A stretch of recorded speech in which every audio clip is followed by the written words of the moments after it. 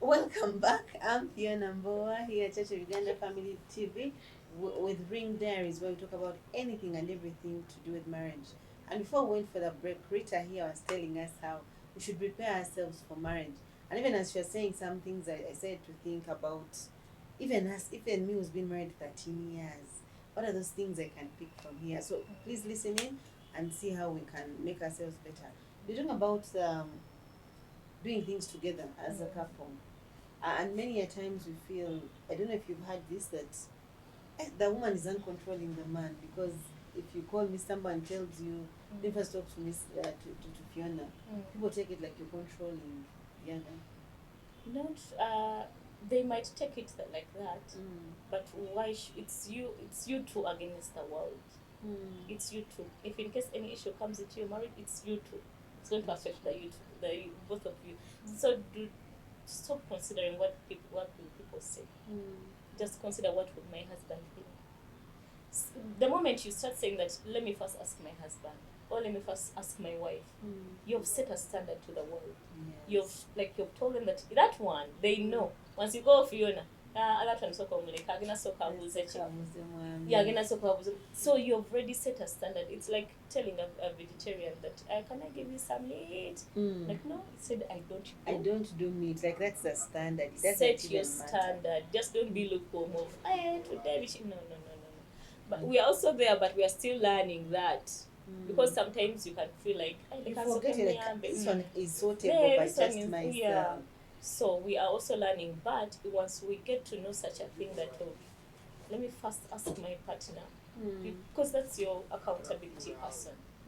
Yes. And then those people who report to your parents that Mr. Now may I have a policy that my family members, my family, so the Ssewakkas or what, where I grew up from, they didn't know any issues of my family. Not even your closest sister? No. But Mr. Kimuli has done this. No. Because those people are not going to forget what you have told them about Mr. And if you forget and move on. But there are some people that you can really, really talk to when you feel like it's really burdened to you. Like, and you know they're not going to take it out. That's my alarm. So you have to know that once you report your husband or your wife, that's the picture. Because you're going to end up forgiving this person. And for them, they will not forgive. They're not going to forgive you at all. Not at all. So kindly don't report your husband. Now, I used to report to my mother-in-law. Because I'm like, this is your son. You can report to the son. Yeah, this is your son. And I'm not going to do what? I'm not going to, she's not going to take it outside there. So I used to report to my mother-in-law and be like, please deal with your son. But how did he feel? That is his mother. That is his mother. To your mother. That is his mother. It's better than I've not reported to my outside family, my family, because for them they will look at him in a different way. But this is the real mom. So we should go into marriage. No, you're not going to report to parents. Actually, we should remove people. Should remove parents out of that picture. You know? Let's find other people. They're not going to forgive your mind. They always look at him with the other thing you told them. Of he did this. And it's for you forgotten. You're in love. For us, we're in love. We are going to the beach. We are going for our cast pipe together. And everyone is like, look at that. Look at that. He did this. Mistreated our sister. Yes. And I think that's important, especially for even us as ladies as we get into marriage. You have people you've been talking to. But then we need to learn to separate what we talk about marriage. Whom do you talk to? Yeah, and then once you start talking to God, do you know you limit reporting outside? You just report him to his maker. God, I've come back here. And then, like, for you, you've set a standard outside there that you're very, very happy.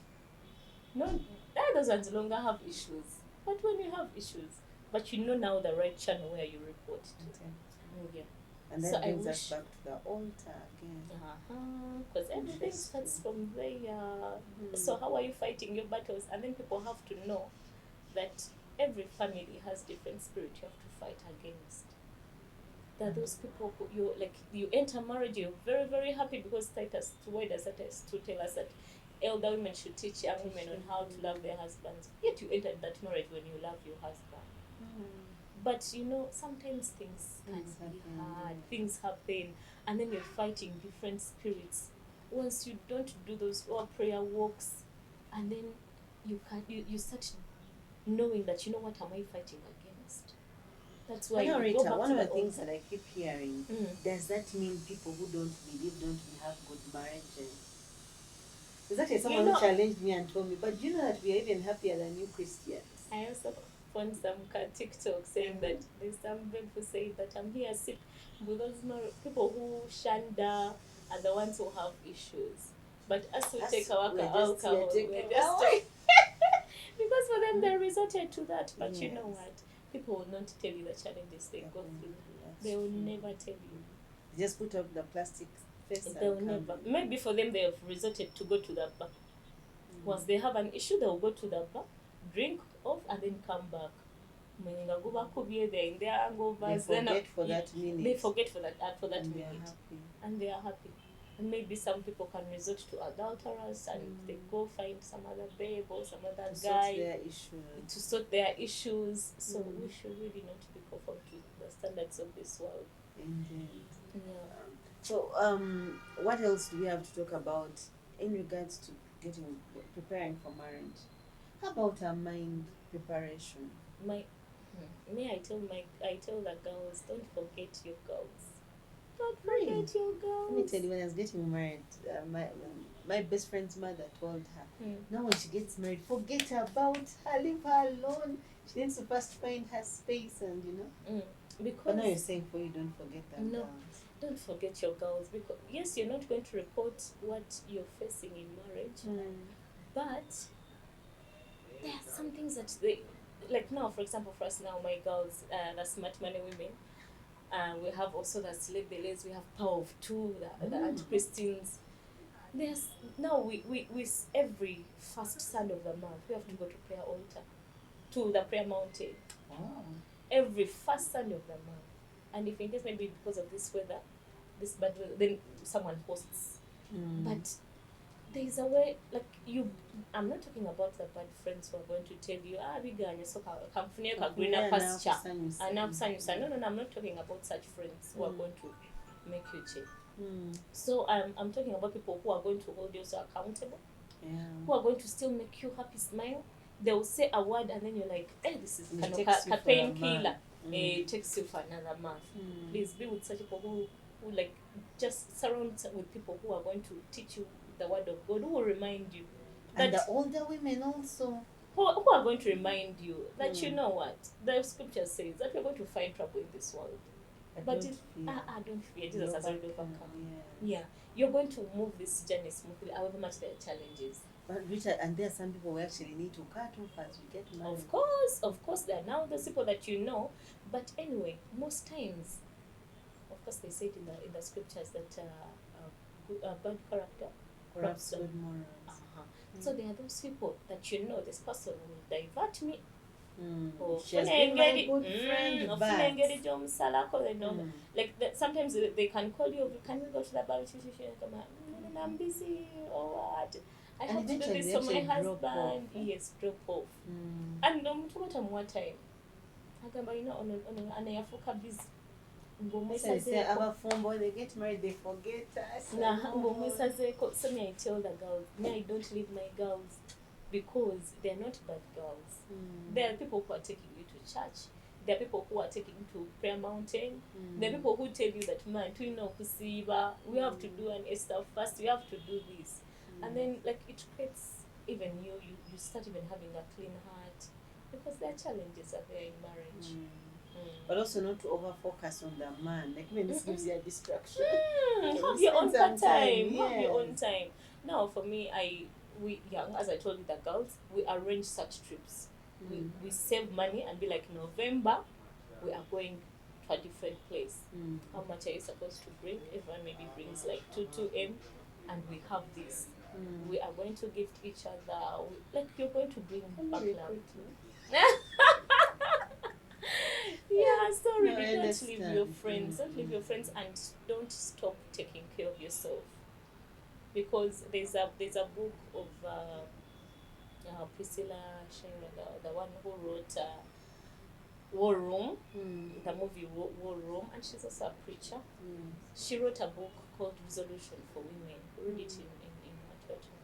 And she was saying that you can be on a plane and you're with your son or daughter, and the plane is about to crash. Whom do you first put on the oxygen mask first? Yourself. So that means you have to first take care of yourself so that you can also have the ability to take care of others. So what I tell ladies, don't forget about yourself. If in case you have to do your facial, go and do your facial. If in case you have to go and do your waxing, go and do your waxing. Oh, tell you, where do you get that time? You're busy, babies, husband. We need to balance life. Do you know the wheel of life? We have very many things that happen in life. That wheel. If in case the wheel had that zigzag, will it balance your car? No. There's a wheel of life, and you have to draw that. I have my job, I have my girls, now may I have school. I have my school, but I need to also take care of my exercise. Then baking. Then baking. Then the job.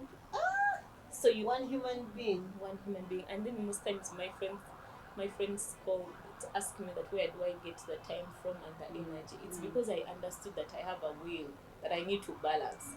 Now my exercise, because the weather is bad, but I used to swim from 6 to in the fairway, 6 or 6:30. I'm there, and then now my exercise has happened.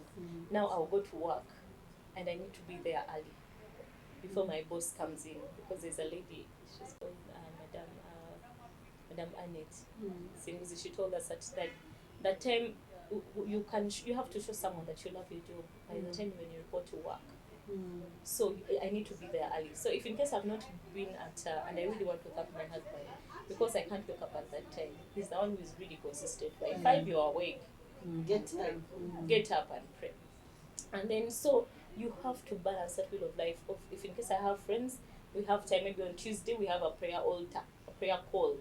Mommy Christine's the power of 2 by 7. By the time your boss comes in, you've prayed, you've read the Bible, you've energized for the day. But people who wake up around 9, 10, 11. My teacher used to tell me, a person who overstays in bed, so I would ask myself, what is that in Pisam? Of course, the laziness. And then also the scripture is clear that a little sleep, a little slumber, it does a what? Folding of the hands. It does what? Hey, that's not poverty. So poverty. So we have to learn the scriptures, because they are the daily thing that we have to live on. Wow. So young ladies, you have to wake up early and balance this will. And I think that is the major thing that actually disturbs us. How to make a balance. How do you balance? I have to be a wife, a mother, a girl, because I have to keep my girls. And we have calendars. When I use your phone, we have calendars. Why would you forget your husband's birthday or your close people? You have calendars. You have alarms you put in the phone. Kindly use the phone, the platforms. Okay. What other thing? I want us to tackle a few things then as we come to an end. What other things should we talk about? Do we talk about before getting married? How prepared should we be? But the things that you will not maintain, don't start them. The things they're telling you, wake up, prepare for him breakfast. Yet heavy sleeper. You do it for the first month, and then the next month. First week. Please. A week you can't continue with it. You cannot continue, and then will that person that you no longer love him or you don't love her? No. So the things that you can't maintain now, for me, I'll just say this, but now I want my husband to be organized, because I really like a man who is very organized. So I'll purchase the clothes. It's me who purchases the clothes. I know the trouser that I would want him to wear with which shirt. But there are some women who don't even know the sizes of their men. Their husbands. That's unfortunate. Anyway, because I don't want to be tempted outside. So I would want to. I'll purchase his trouser. I'll do the shirts, because I know the colors that. I feel like making him wear only white. Not really, but of course bright colors. Of course bright colors. And then I would do. I'll purchase his boxers, I'll do the hankies, I'll do the socks. Yeah, you really, really have to run your race, Bambi. If you want something, way and actually do it. And then if in case you've started saying, I said I would do his yes, I'll take care of him. Time came when I was tired of doing that, and I'm like, for him, why he doesn't do it for me? Then take care of me. Why he doesn't take care of me? And like sometimes you grow weary and you're like, so you also have to let him take care of it. But time came when he's not doing it. Because he was used to you taking care of him. So I had to just mature. Now I told you about the friends that we meet. Then someone was telling me, but you know, my there's a prayer sister. We have prayer sisters. We have some group called Rehoboth. It's about prayer. My dear, there's no shortcut in this world. Yes. So from Rehoboth, there is a lady who told me, you know, my mom washes my dad's sponge after he showers. And if in case she's not there, it's not going to be washed. So, Munange, get your own headache and take your Panadol. You chose your headache. Yeah? Please, I went back. I washed their hands so well. I put them in Star Soft or any fabric that you want, because I want really nice things. I ironed them, put them back. I went back in order. Knew that. Let me do my thing that I started. Yes. So, if in case you can't maintain something, please don't start. Don't start. You draw your line. But once you start, carry your budget. Please. But also, I think what I've learned from that is don't expect the other person to, because this is you. No. It's you who has decided. No one has asked you. Because when you're going to meet your maker, what is he going to tell you? Well done, my faithful servant. Not faithful servants, Vanang. So run your race properly. Yeah, and then I always tell the ladies that altar will teach you what to pray for your husband. There are those ladies who say that my husband doesn't provide what I keep on telling them. Whenever you look at him like this, like inside there, he does not provide for. Just tell God that God, and even though you're looking at him, God, this man, Mr. Kimuli, you made him the man of this house. He should be the provider. And God, may you open doors for him. May you open doors for him that no man can even close.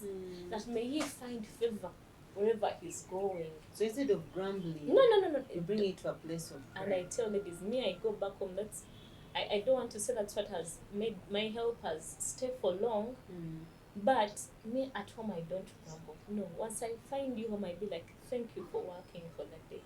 I do not want to say this one was not done. This was no. Because home is supposed to be peaceful. It's a place of peace. It's supposed to be a place of peace, and then don't fight with your man. So I was talking about that grumbling, kind of even when he's sleeping, touch his hands, that he will like you said, the Proverbs about little slippers and the folding of hands. Little folding of hands. Make sure you pray for his hands to open up so that he can provide for the family. There are some people who can have the money, yeah, let it happen. It is happening, but you have the mighty person who can change that person. Even could be cooler. In the secret. So that's why you have to pray and be like, you know what, God, I want you to open his hands. I would want, because I want to be a peaceful person. Even when I'm at office, like I go and pray for my boss's office and be like, God, this office is supposed to be an office of peace. May you provide for us so that we can provide for others. Because God said that I'll bless you. You will not be the borrowers. You will be the lender. Yes. Something I be telling my God, and be like, God, my man should be able to provide. If in case we ask for school fees, because I ask money for the hair, he should be able to. And then those people who just say, no, don't do that. You, even when you're sending a message. But you realize how you've sent the same message, but in a different way. Yes. So here you're not looked at as a nagging wife. He even doesn't know you're even praying to telling God about no, he doesn't know, but I'm just looking at him. Even when he's getting out of the house, And Instead of eventually saying, he gets the point. and now me, I used to be like so much like he for him is a workaholic. He's getting up, so he's an architect. He's waking up so early to leave client, and for him he's a timekeeper. So instead of nagging of he has left me, he doesn't want to, because since I'm a quality time person, I'll be like, now I will turn it to prayer. That God, may you protect him on the road. I do not want him to be to have that road rage. Oh, Lord, may you protect him to be like, we have to just be in constant prayer. When the First Thessalonians says that you have to pray continuously. Hey, you people, you don't know what continuous is. And then non-stop. maybe when we are, I don't know if we're concluding, but read the scriptures so well. Because 1 Corinthians 13 is so clear. Love is patient. God did not put a limit of that patience. I don't know if we can ever reach that love. Mm-mm. Sometimes I just think of it's only God who qualifies. No, by the way, no. So much. We can once you teach yourself. Now, me, I used to have short temper. I used to be short tempered. But I used to teach myself that I have to be slow to anger. I have to be slow to speak. I have to be quick to listen. There's some people who listen to respond. Yes, not But to understand. it's only God who can teach you such things. That's why you cannot go out of that. So you have to know that 1 Corinthians. You have to know, if in case it's about the bedroom, what am I supposed to do? May my breasts first satisfy him. How are you going to satisfy him? You have to know the principles of his word. Yeah, so that's why he said, love is special, love is kind, love is... He actually does not keep any record of wrong. Me who was a writer. I used to have a diary. Write it in the bold letters. I had Today a he book. did this. I had a book and it was in my wardrobe. So whenever I would wake up, it had a pen so that I don't forget what he has done. I would run write and it write. down.